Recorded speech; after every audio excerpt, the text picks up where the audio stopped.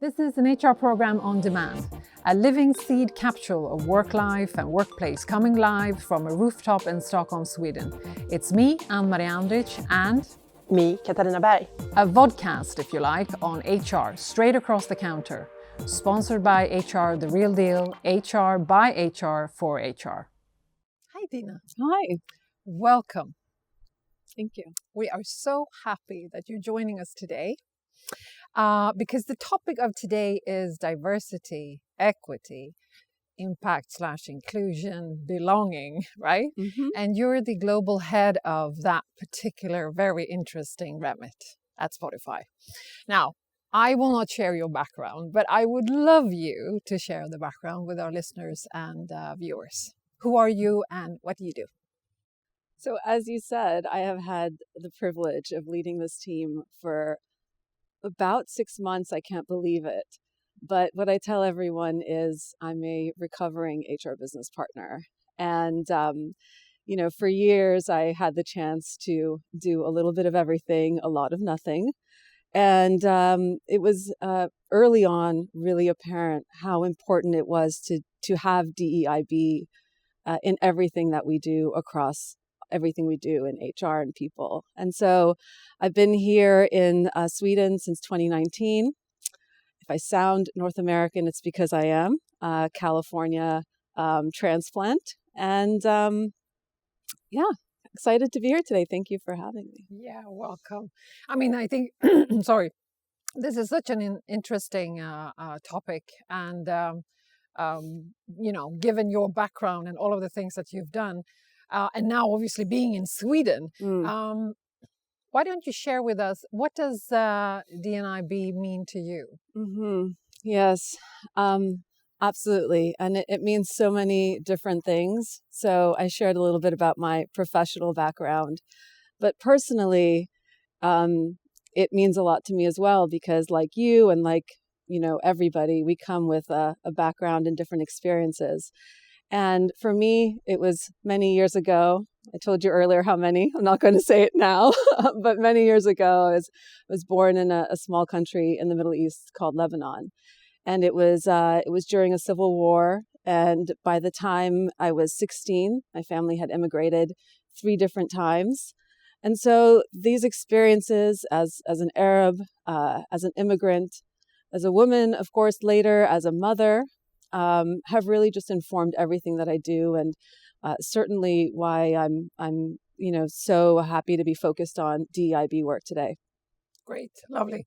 How has it been to move to Sweden?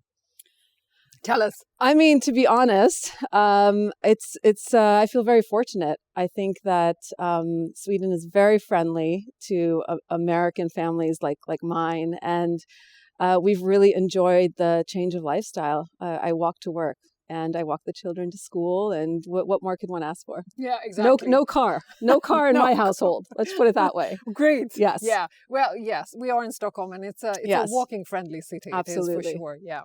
Okay. Lovely. I just love your background and the diversity of obviously your origin and everything that you have experienced. I'm sure that adds also to your work at Spotify.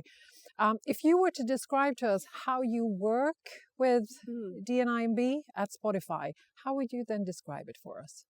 That is a great question.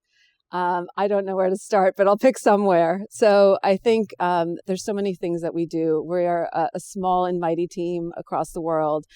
And to be honest, when I think about DIB, where does it all start? It really starts with an inclusion mindset. And that's really setting the baseline. And so we're spending a lot of time talking about what that means. And here at Spotify, as you know, the growth mindset is a very familiar bedrock, really, of how we think about learning and growing. And an inclusion mindset is just that. It's applying a growth mindset to inclusion. So a lot of the work that we do is in helping others not only understand that it's about learning, it's about purpose and intention, because this does not happen organically. And that's the starting point. And then we go into many different focus areas around DIB issues. Yeah, and I think Spotify has, as far as we've learned also through your peers that we also had earlier Mm-hmm. on the VOD, but also through your blog post and everything that you do at Spotify. I think what you have achieved is that it's not something that is secluded or isolated only to HR. It's actually part of your culture. It's also part of your business strategy. Mm-hmm.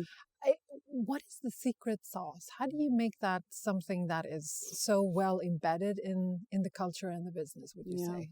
How do you do that? There is no secret sauce. I think if you even just think about this work everywhere, and we know how much investment has gone into it around the world, but there's still so much progress to be made. No one has really tackled this one, and for us, it's about progress. It's not about perfection, and this is work that one needs to kind of continue to work at. And to do that in many different ways, but through having a clear strategy and plan, through learning from others and listening, especially those from underrepresented backgrounds or marginalized communities, and in taking that back. And I think very important, I will say maybe something controversial, which is not leaning in, but actually dismantling systematic bias in how we do things.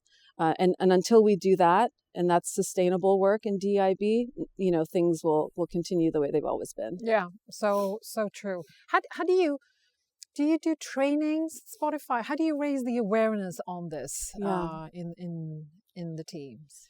I think everybody learns differently, and I think for us, what that means is that there's so many different ways in which we approach this work, and we've been able to do that, whether it's having a hub where you can access everything that we do, whether it's having trainings, and we've had very effective inclusive hiring trainings that we've rolled out and continue to offer, or bring people together. So I think it really is such a broad it's such a broad space, and what we always do is kind of think about how do we provide many different ways to access the information you need when you need it to work more effectively in this space. Exactly. Beautiful. And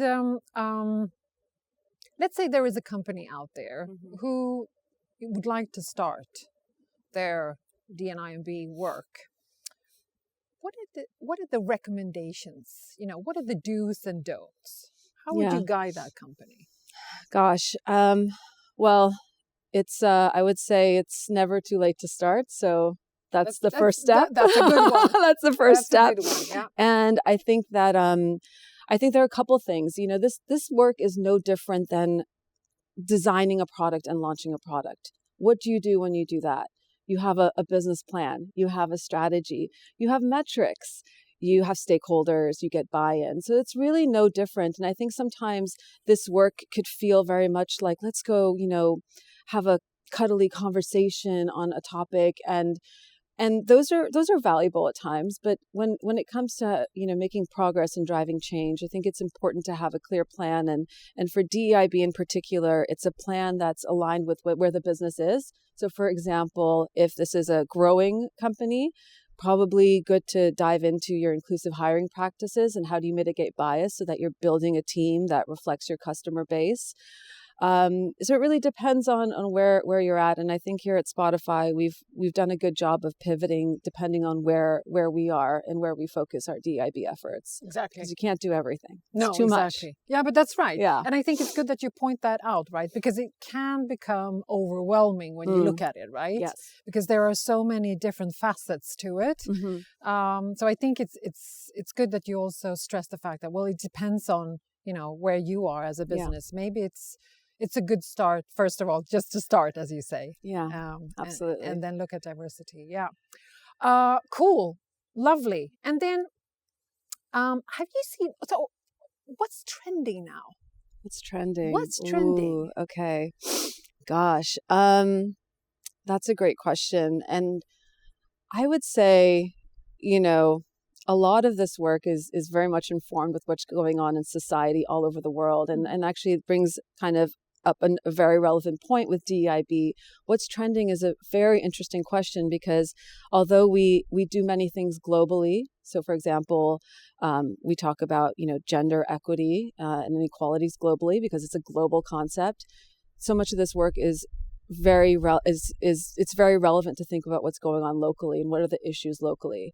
And as you know, and we know in general, race in the U.S. is something that is a really important issue in the space. But in the Middle East, maybe it's around ethnicity and religion. So this really depends on what part of the world we're focused on. And I think based on what's going on in the world today, I'd say we're pivoting more around retention, community, belonging. Belonging is part of what we do along with several other teams. And how do we create an inclusive workplace where people can't feel like they can do their best work?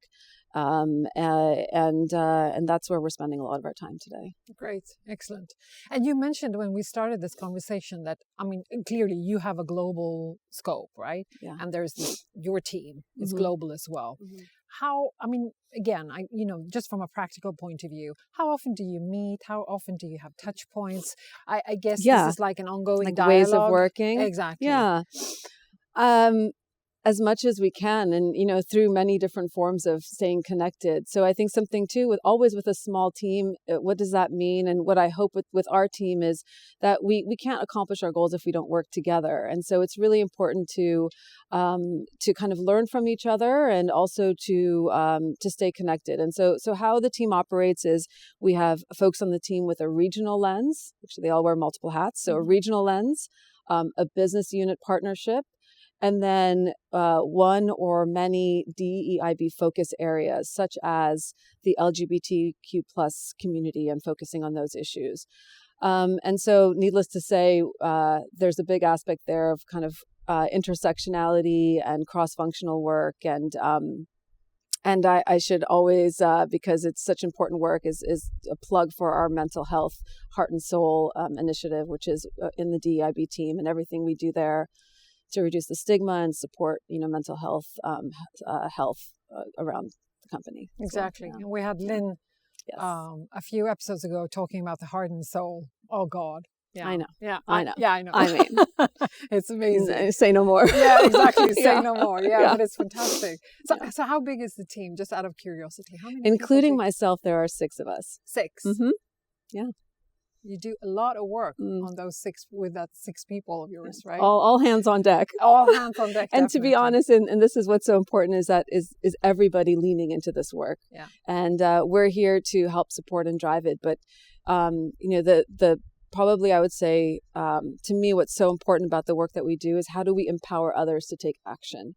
And we're also focused on developing ally skills, and I tell people ally is a verb, it's not a noun, and so how do we empower folks to take action, not just words in the space? And I like the fact that you bring this up, because I know that word ally and the definition of it is sometimes hard, and people struggle a little bit with it. You know, what is it?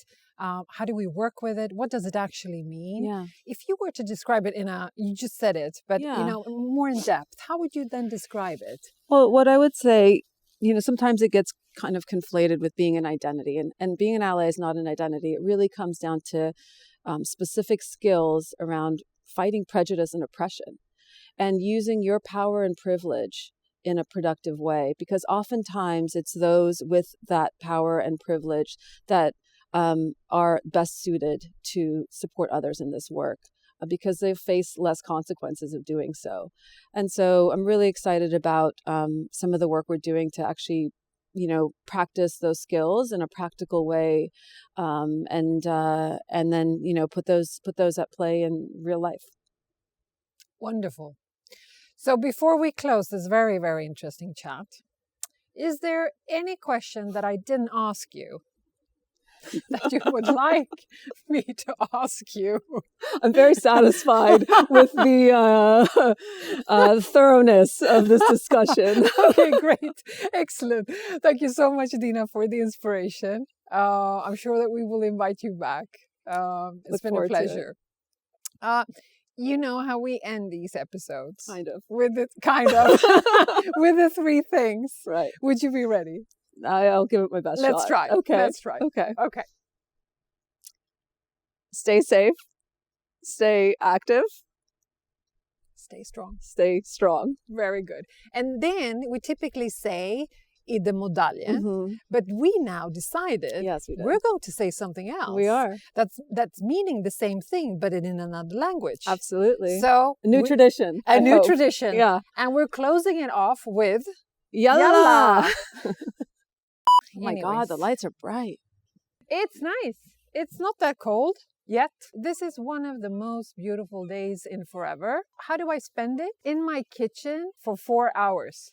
You know, up until 2 o'clock, I was like looking outside of the window, and I was like, why isn't it snowing? But this is okay, isn't it? And then sometime, yeah, I know. But you will look fabulous. Just think about that. But seriously. Yeah, no, seriously. Okay, let's do it. Are you serious? Yeah. You do know you have a mic on the side. Oh. Doesn't matter Yeah, if but you I was whispering. You didn't hear. I heard everywhere. But you guys maybe didn't hear, but I heard. Oh my gosh. Delete. But it's not a secret.